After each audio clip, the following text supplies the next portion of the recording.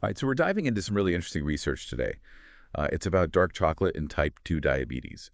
You sent over that WebMD article, Daily Dark Chocolate, a sweet way to reduce diabetes risk.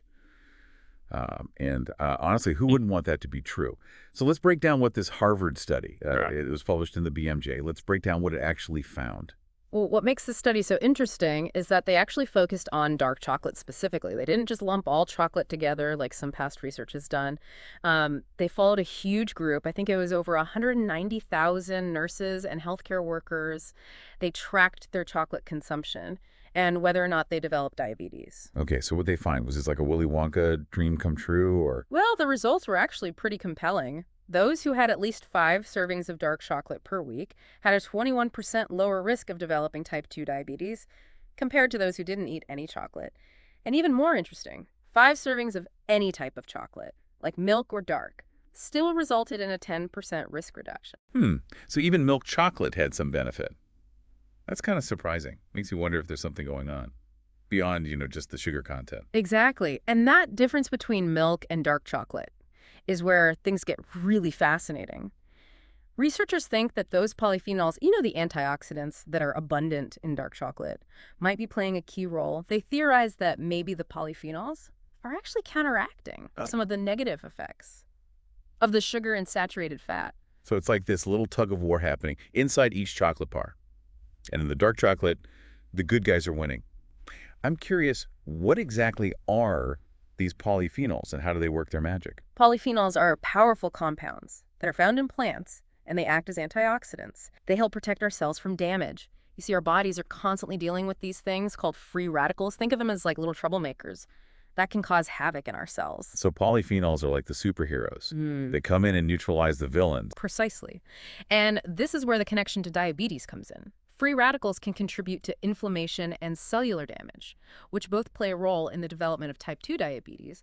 Polyphenols help combat that damage, potentially reducing that risk. Oh, that makes sense.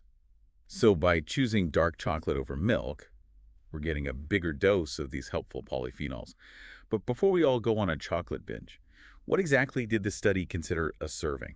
Yeah, good point. They defined a serving as 1 ounce of chocolate. So think like a small piece, not a king-size bar. And it's important to note that they excluded people who already had heart problems or cancer. So we can't necessarily assume that the findings would apply to everyone. Right. Every study has its limitations. Speaking of limitations, did they look at the impact of all this chocolate on weight? I imagine that could be a factor, especially with milk chocolate. Yeah, you'd be right. The study did find a link between increased chocolate consumption and weight gain, particularly with milk chocolate. What surprised them, though, was the clear difference in weight impact between milk and dark chocolate, again, possibly pointing to that positive influence of those polyphenols. This is all pretty intriguing. But before we get too carried away, what are some of the other things we need to keep in mind when we're interpreting these findings? Did they find like a direct cause and effect relationship between eating dark chocolate and a reduced risk of diabetes? Well, that's where things get a little tricky. This was an observational study, meaning that it shows a correlation, but it can't definitively prove that dark chocolate caused the low risk. It's possible that people who choose to eat dark chocolate already have healthier habits overall. Right, correlation doesn't equal causation. Exactly, and they relied on the participants to remember and report their chocolate consumption, which isn't always perfectly accurate. So while the results are promising, it's important to acknowledge those nuances. So it's not like a free pass to just raid the chocolate aisle. But it does make you wonder, what other factors could be at play? If it's not just about the sugar and fat, what else could be influencing this whole thing? Well, remember those polyphenols we were talking about? They don't just act as antioxidants. There's more and more evidence that they can actually improve insulin sensitivity, which is super important for regulating blood sugar levels. Okay, so remind me how that works again. What exactly is insulin sensitivity? Okay, so think of insulin as a key. That unlocks your cells to let glucose in. Glucose is the sugar from food, and that provides energy.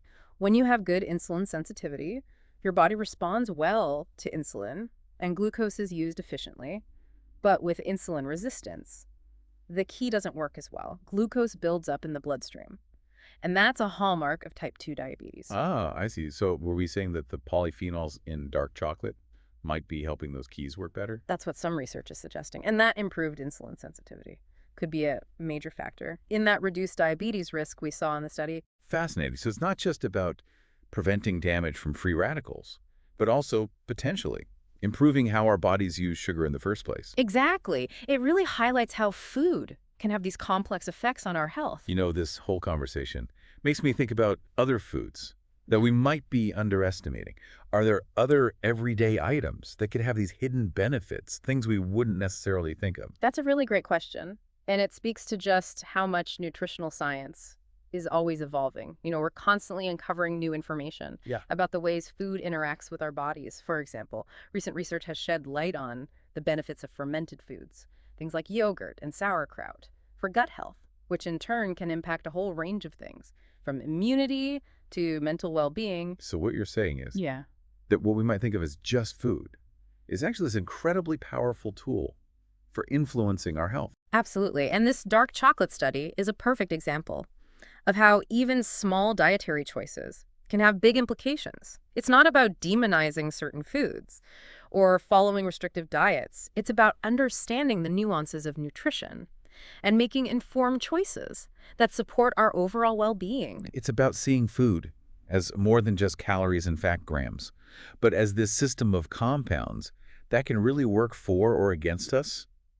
I find it empowering to think that we have some control over that. I agree. And the more we learn about these interactions, the better equipped we are to make choices that optimize our health. This reminds me of something you mentioned before about the limitations of this type of study, the observational study. Could you maybe unpack that a bit more for our listeners? Sure. It's really important to remember that observational studies can't prove cause and effect.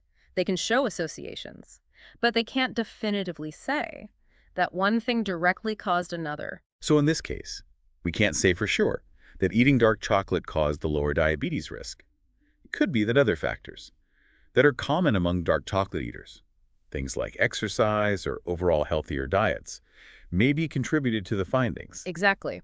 And remember, the study relied on self-reported data about how much chocolate people were eating, and people's memories aren't always perfect, so there's always a chance of some inaccuracies in those reports. Right. It's important to consider those nuances when we're looking at the results. So while this study is interesting and it does add to a growing body of evidence, it's not the final word. Exactly. More research is always needed to confirm these findings and explore this whole complex interplay of factors. It sounds like there's still a lot to learn about the relationship between dark chocolate and health, but it's exciting to think about the potential discoveries yet to be made. Absolutely. It's a fascinating field. It's constantly evolving, and it's a reminder that there's always more to learn. Well, on that note, maybe we should shift gears a bit. We've talked a lot about the study itself, but what does this all mean for someone listening right now? If they're a dark chocolate fan, how should they interpret these findings, and how can they apply them to their own lives? So where does all this leave us? I mean, we've really unpacked this study, highlighted those promising findings, but also the limitations. What's the takeaway for someone listening right now who loves their dark chocolate and wants to make healthy choices? Well, I think the key takeaway here is that this study really adds to a growing body of evidence, suggesting that dark chocolate can be part of a healthy diet. It's not a magic bullet, but it does seem to have some benefits, particularly for type 2 diabetes risk. Right. It's all about balance and context. No one's saying to replace your veggies with chocolate bars. Exactly. It's about making informed choices and understanding that food can be a powerful tool, for supporting our health. This study, with its focus on dark chocolate and the impact on insulin sensitivity, it just reinforces that idea. It also highlights just how much we still don't know. There's so much more to explore in nutrition. It's exciting to think about those potential discoveries. Absolutely. And it underscores the importance of staying curious and being open to new information, because what we consider healthy today might evolve as we learn more about that complex interplay between food and our bodies. It's like this constant process of discovery, and that's what makes this field so fascinating. So for anyone listening, if you enjoy some dark chocolate, this study offers a bit of good news. It might be more than just a treat. It could be a small step towards better health. Just remember, moderation is key. Focus on a balanced diet with lots of fruits and vegetables and whole foods. And always talk to your doctor or a registered dietitian for advice that's tailored to you. Great advice. And who knows, maybe future research will uncover even more surprising connections between those everyday foods and our well-being. Maybe there are other hidden heroes lurking in our pantries just waiting to be discovered. That's an exciting thought. It certainly is. And it's a reminder that there's always more to learn about the power of food to impact our lives. Well, on that note, Mhm. we'll leave you with something to ponder. If dark chocolate can have these potential benefits, what other seemingly ordinary foods might hold extraordinary secrets? Keep exploring, keep learning, and most importantly, keep enjoying that delicious world of food.